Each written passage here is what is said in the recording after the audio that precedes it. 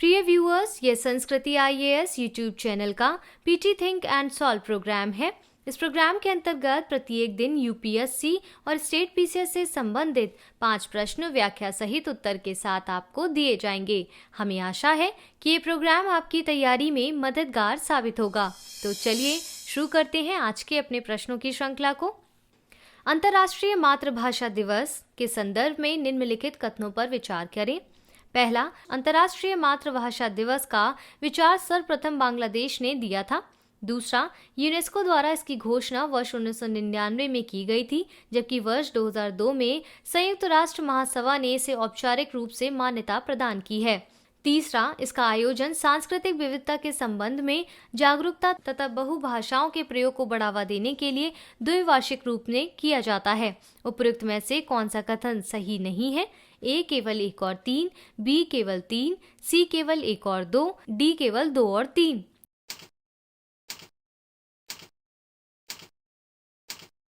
सही उत्तर है option B. अंतर्राष्ट्रीय मातृभाषा दिवस का आयोजन प्रतिवर्ष 21 फरवरी को भाषाई सांस्कृतिक विविधता के संबंध में जागरूकता तथा बहुभाषाओं के प्रयोग को बढ़ावा देने के लिए किया जाता है। अंतर्राष्ट्रीय मातृभाषा दिवस का विचार सर्वप्रथम बांग्लादेश ने दिया था। यूनेस्को द्वारा वर्ष 1999 में पहली बार इसकी घोषणा की गई थी। यद्यपि वर्ष 2002 में संयुक्त राष्ट्र महासभा ने इसे औपचारिक मान्यता प्रदान की है। वर्ष 2021 के लिए अंतर्राष्ट्रीय मातृभाषा दिवस का विषय शिक्षा और समाज में समावेश के लिए बहुभाषावाद को बढ़ावा देना है।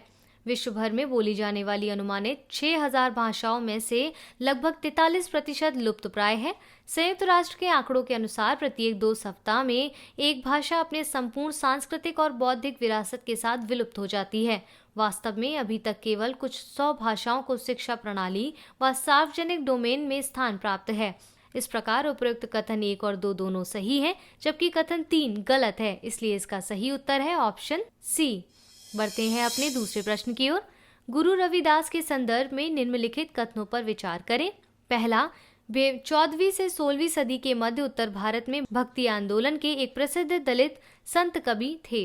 दूसरा, गुरु रविदास के 41 भक्ति छंदों को गुरु ग्रंथ साहिब में संकलित किया गया है। तीसरा, वे ईश्वर के निर्गुण रूप के उपासक थे। चौथा, उन्होंने जाति, रंग, रूप, ईश्वरीय उपासना के आधार पर किसी भी प्रकार के भेदभाव का विरोध किया है। उपयुक्त में से कौन से कथन सही है? ए केवल 1 और 3, बी केवल 2, 3 और 4, सी केवल 1 और 4, डी उपयुक्त सभी।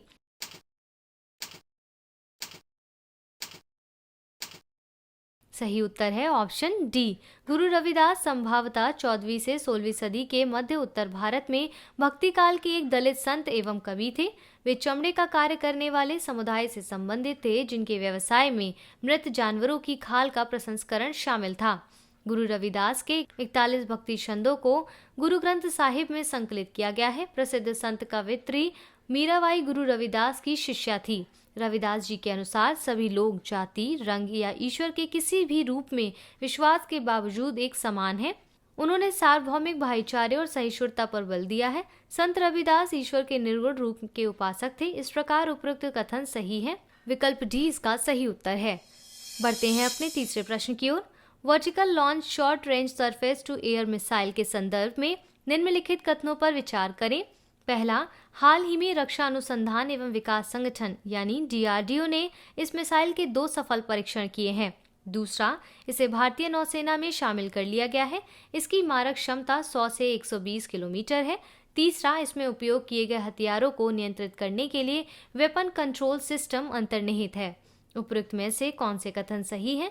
ए केवल 1 और 3, बी केवल 2, सी केवल 2 और 3, डी उपयुक्त सभी।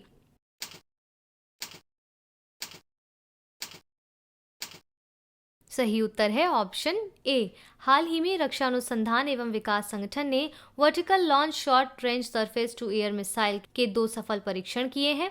इसे एकीकृत परीक्षण रेंज चांदीपुर ओडिशा के स्थिर वर्टिकल लॉन्चर से प्रक्षेपित किया गया है। इसे भारतीय नौसेना ने वर्ष 2022 में शामिल किया जाएगा। इसकी मारक क्षमता 40 से 50 किलोमीटर है। इसमें वेपन कंट्रोल सिस्टम अंतर्निहित है जो इसमें उपयोग किए गए हथियारों को नियंत्रित करता है। डीआरडीओ द्वारा स्वदेशी रूप से डिजाइन और विकसित vertical launch short range surface to air missile समुद्र स्किमिंग लक्ष्यों सहित नजदीकी सीमाओं पर विभिन्न हवाई खतरों को बेअसर करने में कारगर है। इस प्रकार कथन 1 और 3 सही है जबकि कथन 2 गलत है, इसलिए इसका सही उत्तर है ऑप्शन ए। बढ़ते हैं अपने चौथे प्रश्न की ओर। स्फूर्ति क्लस्टर के संदर्भ में निम्नलिखित कथनों पर विचार करें। पहला, सूक्ष्म लघु एवं मध्यम उद्यम मंत्रालय ने 18 राज्यों में से 50 स्फूर्ति क्लस्टर का शुभारंभ किया है। दूसरा, इन क्लस्टरों से खादी, हस्तकला, हस्तकरघा आदि पारंपरिक क्षेत्रों से संबंधित शिल्पियों को लाभ होगा। तीसरा, इसका उद्देश्य पारंपरिक उद्योगों को पुनर्जीवित करने तथा शिल्पियों को समूह में संगठित कर उनकी आय में वृद्धि करना है। उपरोक्त में से कौन सा कथन सही है? ए केवल 1, बी केवल 2 और 3, सी केवल 1 और 2, डी उपरोक्त सभी।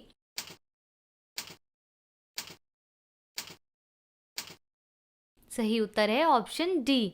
सूक्ष्म लघु एवं मध्यम उद्यम मंत्रालय ने 18 राज्यों में शिल्पियों पर आधारित 50 स्फूर्ति क्लस्टर का शुभारंभ किया है। एमएसएमई पारंपरिक उद्योगों को पुनर्जीवित करने तथा शिल्पियों को समूहों में संगठित करने व उनकी आय में वृद्धि करने के लिए scheme of fund for regeneration of traditional industries को लागू कर रहा है।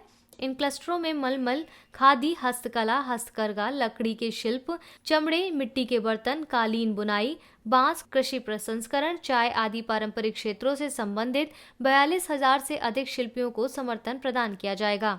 एमएसएमई ने 50 समूहों के विकास के लिए लगभग 85 करोड़ रुपए की धनराशि प्रदान की है। स्फूर्ति क्लस्टर 2 प्रकार के हैं। नियमित क्लस्टर जिन्हें 2.5 करोड़ सरकारी सहायता प्राप्त है, प्रमुख क्लस्टर जिन्हें 5 करोड़ रुपए तक की सरकारी सहायता प्राप्त है। इस प्रकार सभी कथन सही है, इसलिए इसका सही उत्तर है ऑप्शन डी। बढ़ते हैं अपने अंतिम प्रश्न की ओर। एक्यूट एन्सेफलाइटिस सिंड्रोम के संदर्भ में निम्नलिखित कथनों पर विचार करें। पहला, वायरस इस रोग के फैलने का एकमात्र कारण है, इससे तंत्रिका तंत्र प्रभावित होता है। दूसरा, यह 15 वर्ष से कम आयु के बच्चों को अधिक प्रभावित करता है। उपरोक्त में से कौन से कथन सही है? ए केवल 1, बी केवल 2, सी 1 और 2 दोनों, डी ना तो 1 ना ही 2।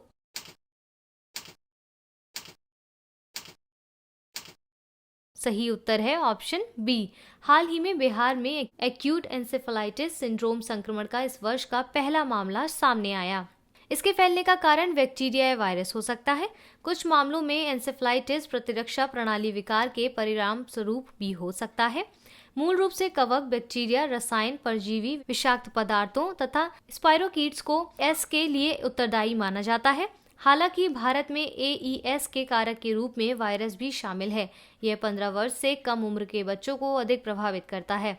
वायरस एन्सेफलाइटिस के अतिरिक्त टोक्सोप्लाज्मोसिस और लेप्टोस्पाइरोसिस का गंभीर रूप से एईएस का कारण बन जाता है। एईएस या जापानी एन्सेफलाइटिस को भारत में स्थानिक रूप से चमकी बुखार या लीची वायरस के रूप में भी जाना जाता है। यह संक्रमण के लिए उपयोग किए जाने वाला एक अम्ब्रेला टर्म है। इसके कारण मस्तिष्क में सूजन या जलन होती है। इसकी शुरुआत तीव्र ज्वर, सर दर्द से होती है। इनके अन्य लक्षणों में भ्रम की स्थिति, प्रकाश के प्रति संवेदनशीलता, स्मृति हानि तथा कुछ गंभीर मामलों में पक्षाघात, कोमा जैसी स्थिति उत्पन्न हो सकती है। इस प्रकार कथन 1 गलत है जबकि कथन 2 सही है, इसलिए इसका सही उत्तर होगा ऑप्शन बी।